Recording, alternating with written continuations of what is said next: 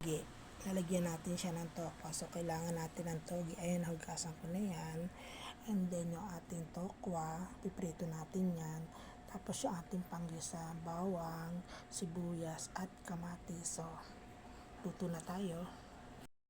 So, piprito muna natin yung ating tokwa. Ayan.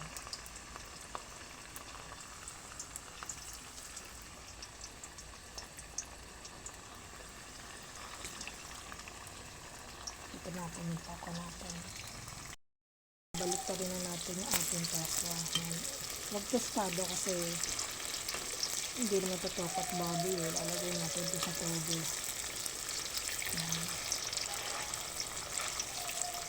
Saka hindi rin manipis ang ginawa kong diet kasi pagka manipis, ano siya eh, nagiging matigas.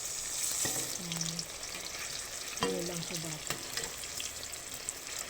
Golden brown lang.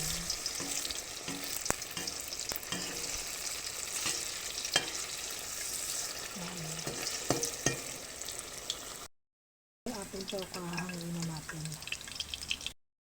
Yung choka, magigisa na tayo ng bawang.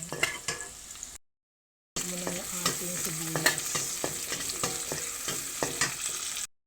Yung kamatis.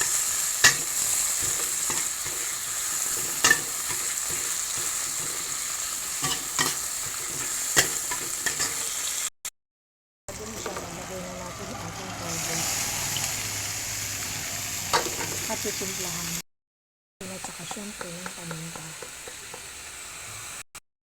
Habang hinihintay natin maluto yung toge ay gugupitin naman natin yung ating tokwa. Yun lang natin siya ng pinag-apat ko lang siya. Tapos ihahalo natin ito mamaya dun sa ating toge.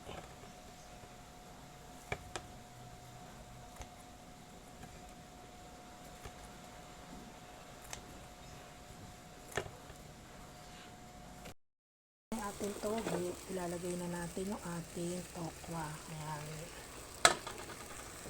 Tapos haluin natin.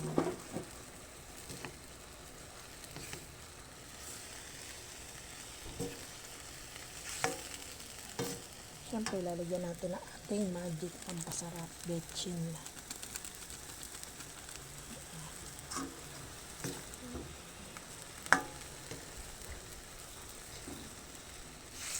So, yun lang guys. Tuto na ating ulam.